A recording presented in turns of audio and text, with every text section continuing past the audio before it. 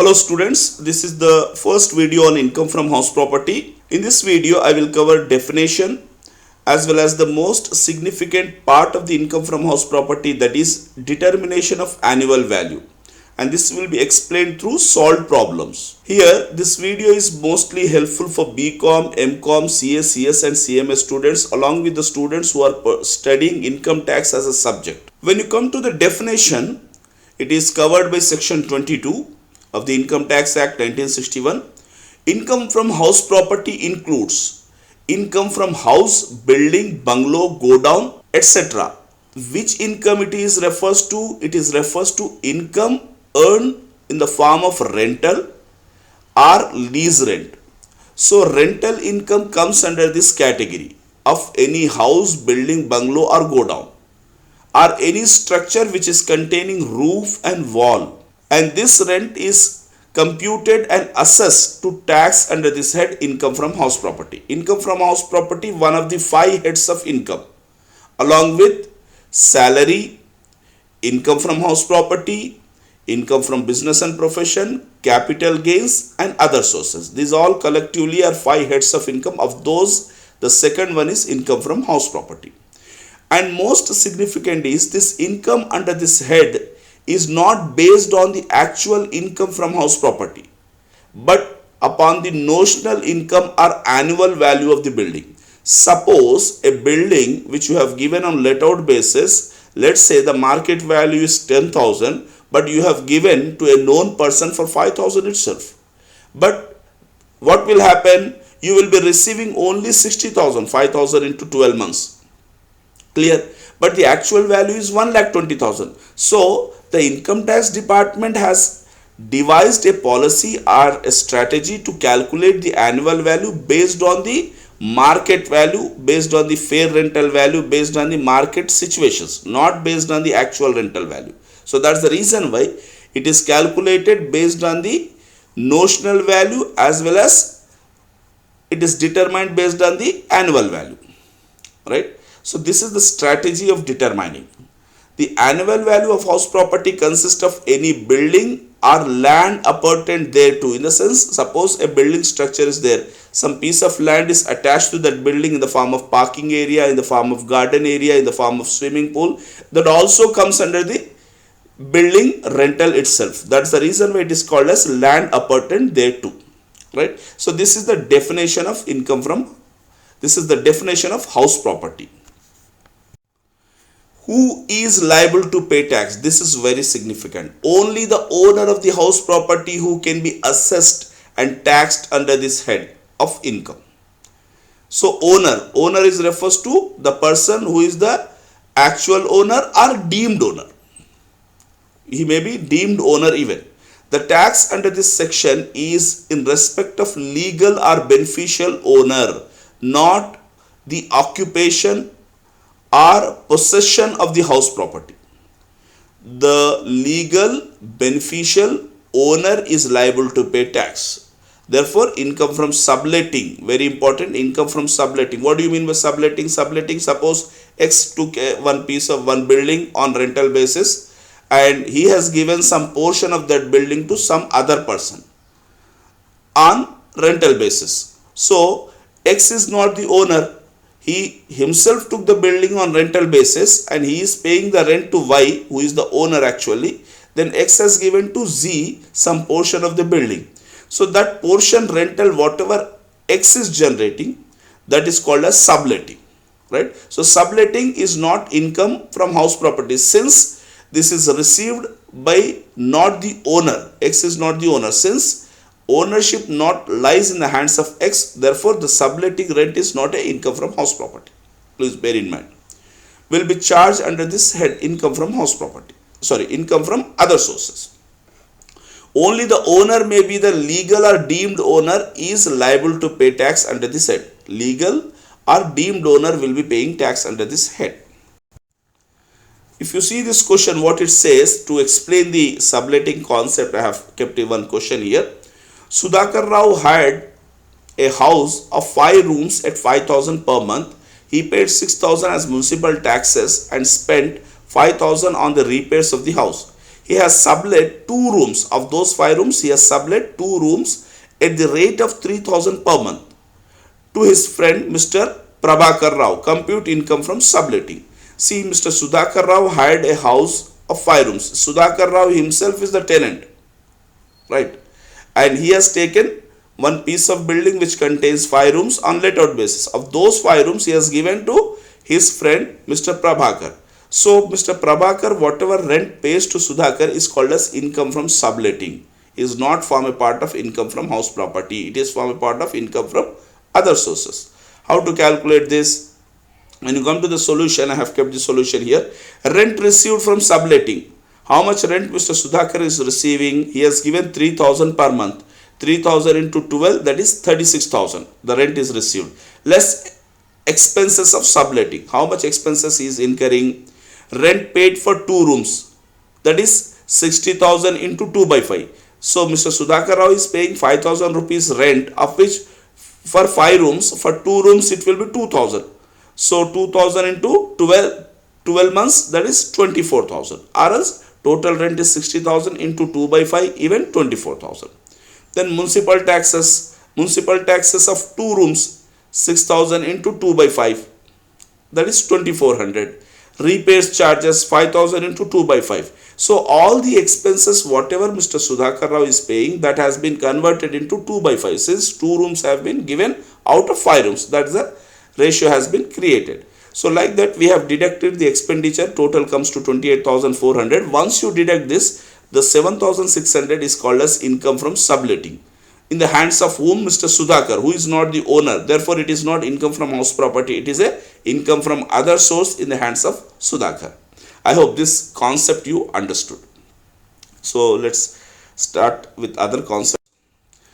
Exempted income from house property. These incomes are exempted from house property. These incomes will not be calculated as income from house property. That is agricultural house property. Some piece of building is available near the agricultural land that is used to keep the agricultural product, fertilizers, grains or agricultural output even. Any building, such building is given for that particular purpose. Any rent is received from that building is not income from house property. That is exempted from income from house property. House property held for charitable purpose. Any charitable trust is holding any house property and received a rent, that is not a income from house property. Self-occupied vacant house. You have occupied self-occupied, but building house was vacant, but still it is exempted. House property used for own business and profession. Suppose you are a businessman using your own business for your using that premises, your own premises, in that case also that is exempted. Profession as well as business, for both. Property held by registered trade union, this is also exempted. I have clearly mentioned the sections, even you can easily remember this. So income from house property held by the following shall be also exempted. House property held by the local authority, held by scientific research, political party. So these all I have clearly furnished. You can easily read and understand, and these are all exempted. House property owned by farmer ruler of India, self-occupied house, house property held as a stock in trade. You are a real estate person, you are dealing in real estate properties. That house property you kept for the purpose of resale, that is also stock in trade.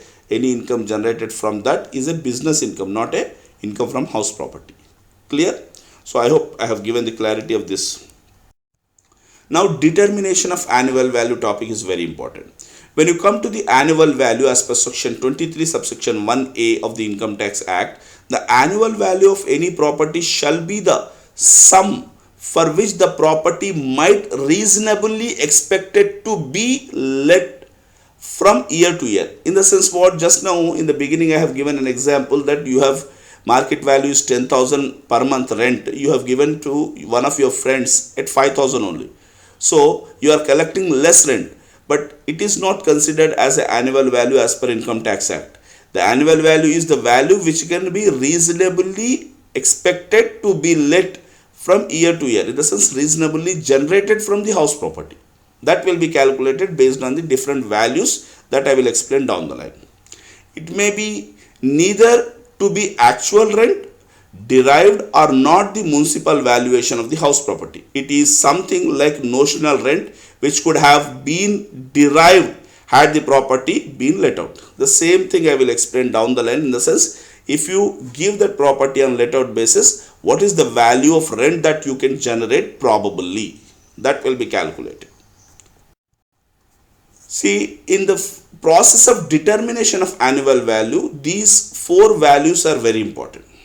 That is, actual rent received or receivable, that is called as ARR. Municipal valuation, what is the municipality valuation of that particular area with regards to rent. Fair rental value, what is the fair rent which is probably available in that area, that is market rent. Standard rent is rent given where the Rent Control Act is applicable. In some of the cities, Rent Control Act is applicable. In those cities, the Rent Control Act specifically mention the area and specification of the building and probable rent that can be charged from the tenant. So these four factors that we will consider while determining the value, that is annual value. So if you see this question, I would like to explain with this question. Compute the annual rental value in the following cases. Municipal rental value 48,000, actual rent received is 50,000, lift and pump maintenance charges paid by the owner 6,000, salary of the common gardener and watchman paid by the tenant to the owner, and the actual expenses incurred by the owner during the year is 4,200. So in this case, we have to calculate actual rental value, ARV. How much actual rental value? When you come to the solution, actual rent received is how much? 50,000. How much we are receiving rent from the tenant? 50,000. From this, we are deducting cost of common facilities borne by the owner. So the whatever expenses is borne by the owner must be reduced from the rent that we have received, so that we can calculate actual rental value. In the sense, what? 50,000 the owner is receiving, and he is incurring the expenditure of cost of pump and maintenance charges 6,000. Therefore, how much net rent he is receiving? Only 44,000. That is the basic logic. Clear? So 44,000 is the rent actually received by the owner. So what we understood here, from the rent received, whatever common expenses or services charges, whatever paid by the owner, that should be deducted to calculate ARR, actual rental value. This value should be compared with municipal valuation. What is the municipal value? 48,000. So what law says, Income Tax Act? Whichever is higher, whether the actual rent received or municipal rental value, you must take the higher value as your rent. Clear? So this is 48,000 is called as 48,000 is called as annual rental value. So here computation of income from other source I kept here. So whatever the 6,000 is received by the owner from the tenant, that is also taxable. But under which head it is taxable? Under the head income from other sources. So amount collected from tenant for common facilities is 6,000 less the expenditure incurred by the owner towards providing this common facilities, that is amount spent on salary to the gardener and watchman is 4,200. How much net income the owner is generating? 1,800. This income is not income from house property. It comes under the category of income from other sources. Like this you have to calculate. Determination of annual value. In the process of determination of annual value, there are 5 situations. That is, house property is let out for full year, there is no vacancy, no unrealized rent. House property is let out, there is a vacancy. House property is let out, there is an unrealized rent. House property is let out, there is a both vacancy as well as unrealized rent. House property let out for a part of the year because it is constructed or purchased during the previous year itself. Clear? So in 5 situations, how to determine the annual value, that I will explain. House property is let out and there is a full rent received, there is no vacancy, no unrealized rent. First we have to compare MRV, FRV. Municipal rental value, fair rental value will be given in the question, we need not to calculate. Whichever is higher is taken and is compared with standard rent. Sorry, first you understand MRV, FRV, of these two values, whichever is higher, that higher value is compared with standard rent. Then whichever is lower is called as ERV. This ERV called as expected rental value. It is compared with annual rental value, ARV. ARV, how to calculate ARV? Just now I have explained you. This ARV, ERV, whichever is higher when we compare these two values, that is called as GAV, gross annual value, or annual rental value we can say. Clear? So like this we have to calculate in all the situations. While doing the problems you will understand better, but try to understand now. Once you see this question, compute expected rental value, ERV we have to calculate. Mr. R has house at Pune where Rent Control Act is applicable. Its MRV is given 1,08,000 and FRV is given 1,20,000. Standard rent is 1,02,000. So in this case, how to calculate? First case is municipal value is 1,08,000, fair rental value 1,20,000. Whichever is higher, higher value is FRV, fair rental value 1,20,000. That higher value we are comparing with standard rent, that is 1,02,000. Whichever is lower, lower is 1,02,000 when compared with 1,20,000. That lower value is called as expected rental value, that is ERV, 1,02,000 rupees. Am I making sense? The second situation is municipal rental value 1,08,000, fair rental value is 1,20,000. And we don't have any standard rent is not given. When standard rent is not given, then the whichever is higher between MRV, FRV itself will become ERV, expected rental value, since we don't have any information of standard rent. Clear? So this is the way we need to solve the problem. Next question. This is MRV, FRV situation A, B, C, D. We have given 4 situations. Directly we have given the value, we can understand the question. We have to compare the values itself. When you come to the solution 1A, case A, MRV, FRV, whichever is higher, that is FRV is higher 75,000, the higher value is compared with standard rent. Since we don't have any, standard rent, we don't have in A situation, therefore that higher value 75,000 itself is ERV, expected rental value, is compared with real rent, that is rent which we have actually received, that is 69,000. Whichever is higher, that is 75,000 is the higher value, is called as ARV, annual rental value, or GAV, either way you can call, right? In this way you can calculate. Whenever standard rent is not given, the higher value itself is ERV when compared, after comparing MRV, FRV. Clear? This you remember. Next case, MRV, FRV is given, whichever is higher compared with standard rent, whichever is lower is ERV, that is 60,000, which we have compared with real rent, that is actual rent 54,000, whichever is higher is ARV, that is GAV, that is 60,000. The same way situation C, situation D even available. Clear? I hope I have given the clarity of this question, which comparison of MRV, FRV with higher value with standard rate and deriving the ERV. Clear? Then second, house property is let out and there is a vacancy. When there is a vacancy, in the sense the property was not being let out during some part of the year. So same way MRV, FRV, whichever is higher, higher value is compared with ERV, higher value is compared with standard rent, whichever is lower is ERV. This ERV is compared with annual rental value. This annual rental value should be taken for whole year. Whole. We should not consider loss due to vacancy while comparing with ERV. Once we compare annual rental value with ERV, whichever is higher value will be taken. That value should be reduced with loss due to vacancy. Suppose the building was not let out for 2 months. Whatever 2 months loss must be deducted after selecting the higher value. So bear in mind, ARV should be whole year we have to take. So this is the process. House property is let out and there is a unrealized rent. Whenever there is an unrealized rent, we have to compare with same way MRV, FRV, whichever is higher, higher value is compared with standard rent, whichever is lower is ERV. Once you cover ERV, once you calculate ERV, you compare with ARV, annual rental value.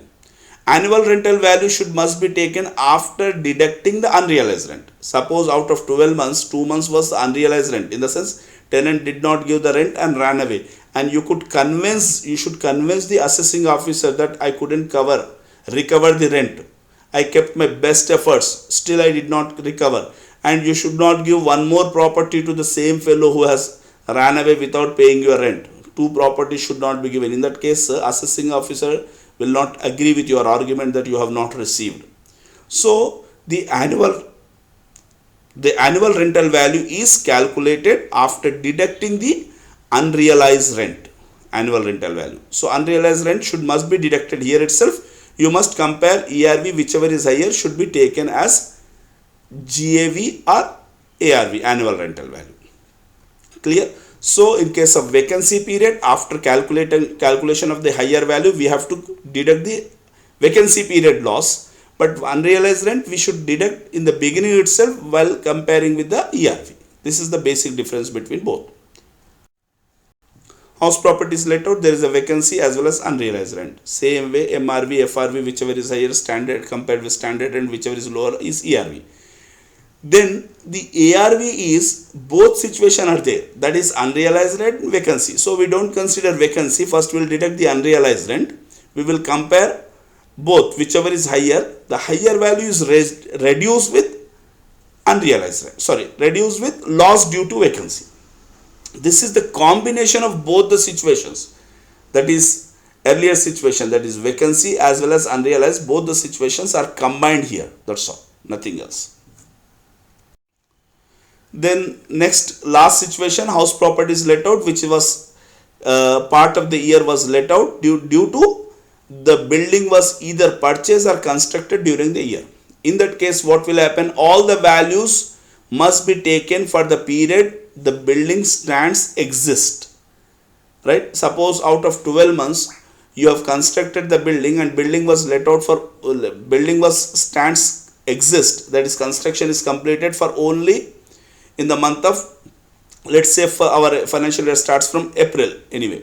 So you have constructed on 1st July. Your construction is completed on 1st July. So the building was not exist April, May. 1st July onwards, in the sense building was exist for only 10 months to be given on let out basis. In that case, we have to calculate all the values for 10 months only, that is MRV, FRV, every value. Clear? So we'll take one question to understand this concept better. Compute the annual rental value for the previous year 2022-23 from the particulars given below. MRV, FRV, standard rent we have given, real rent 8,000 per month, unrealized rent is 4,000. Date of completion 31/7/2022. In the sense the building was not at all exist in the month of April, May, June as well as July. 4 months the building was not exist. It was constructed on completion of construction taken place on 31st July 2022. In the sense the building was exist for only 8 months. And you have given on letter basis on fund 10. In the sense it was vacant for the month of August, September, 2 months. In the sense 8th month and 9th month the building was vacant. I am making sense, I hope you are understanding. 2 months the building was vacant. In this case, how to calculate? What? ARV, annual rental value. So if you see municipal valuation for 84,000, it is per annum.